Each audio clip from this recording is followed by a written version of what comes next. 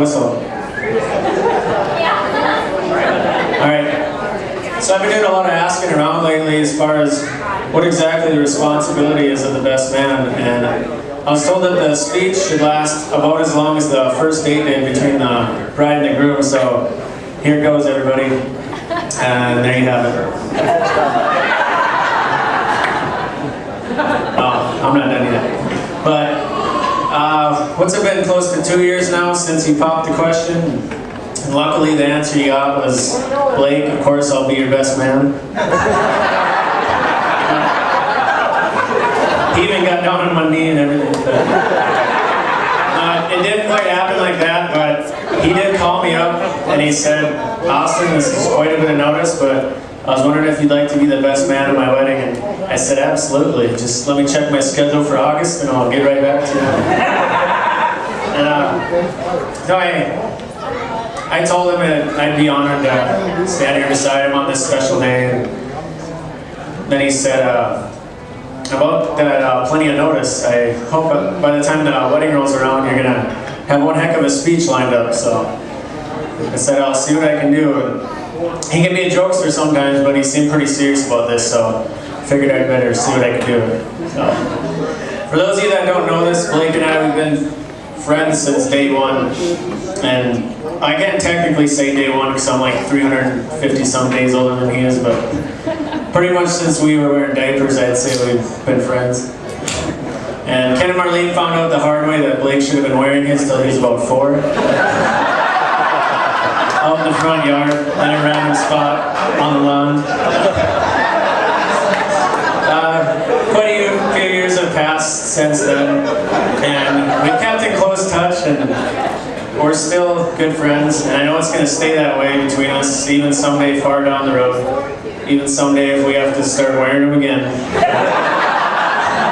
But that depends. So, speech I'm supposed to give. At first I thought maybe I could get away with making it really long and boring, you know?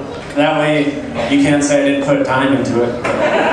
And I thought, oh, maybe I'll just share some funny stories from our childhood. There's plenty of those.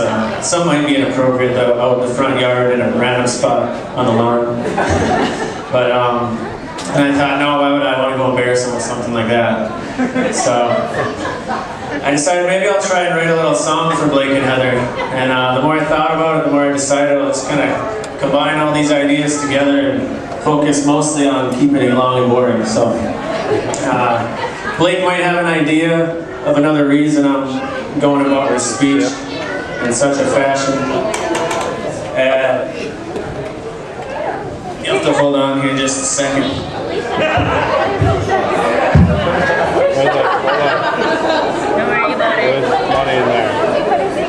Looks like I have Parkinson's. It actually has to do with... looks like I have Parkinson's. I'm trying to videotape.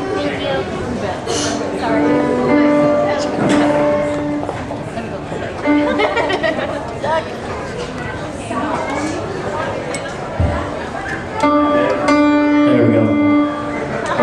It actually has to do with one fine summer day back in, I'm going to say 1995. Blake called me up and asked if I wanted to come over and play, and you remember this, Blake?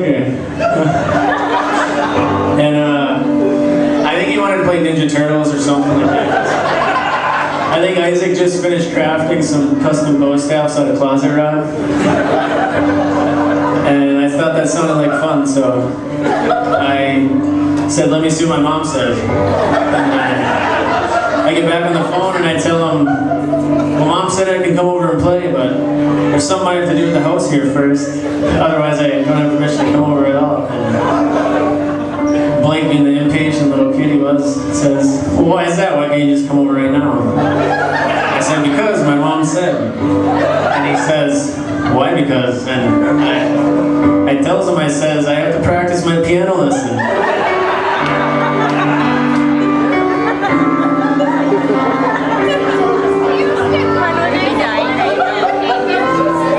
You know those years making fun of me for having to play the piano? You didn't think you were just going to get away with that, did you? So, you ready for this?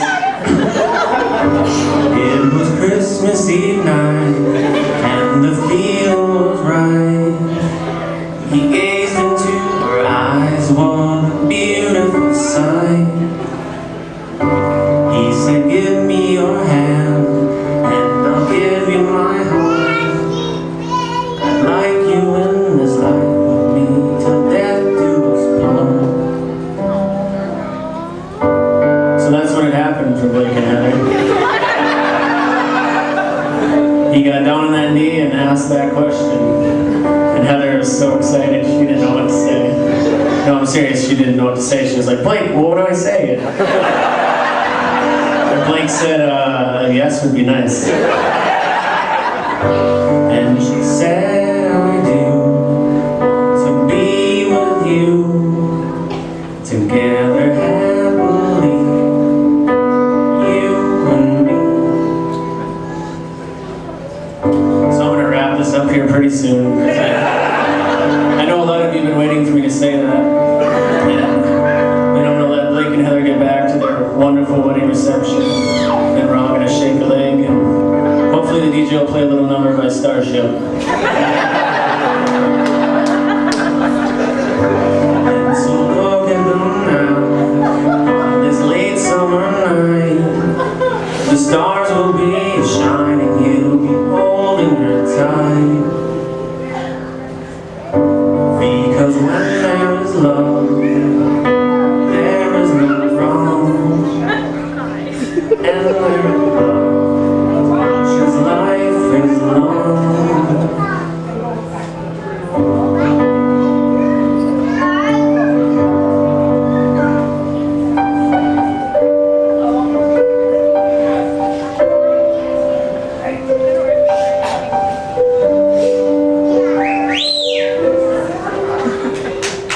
He's carved his name in the tree next to his bride. Sweet tears of joy, everyone will cry. He's carved his name in the tree next to his bride. Blake and Heather Marie will celebrate a new life.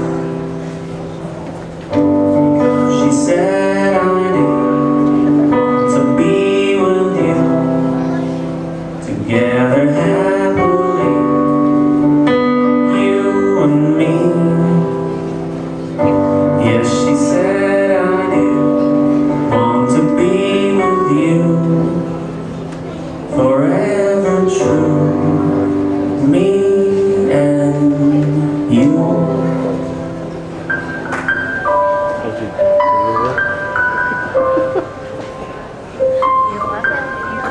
Better job than this? Not quite. I do better than Misty.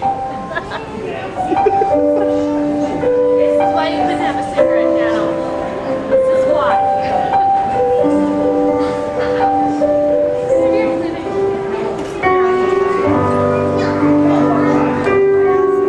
You should hear my slow songs to Kirsten. I serenade Kirsten every day.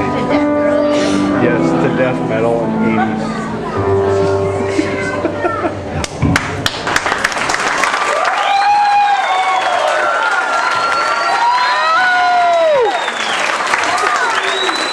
I'd just like to say one more thing.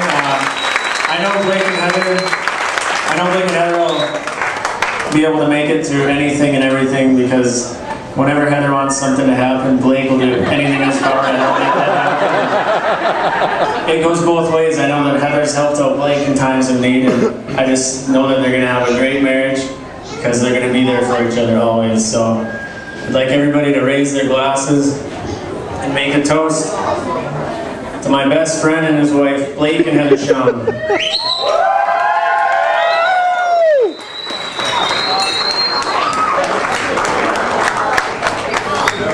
Oh, I just want to say one more thing. Back when I wasn't playing Ninja Turtles with Blake, my mom was forcing me to take piano lessons, and I complained about it a lot. Her response was usually, Austin, you're probably going to thank me for this someday. So I just wanted to say, Mom, I finally agree with you. After all these years I have to agree with you, I probably will thank you someday.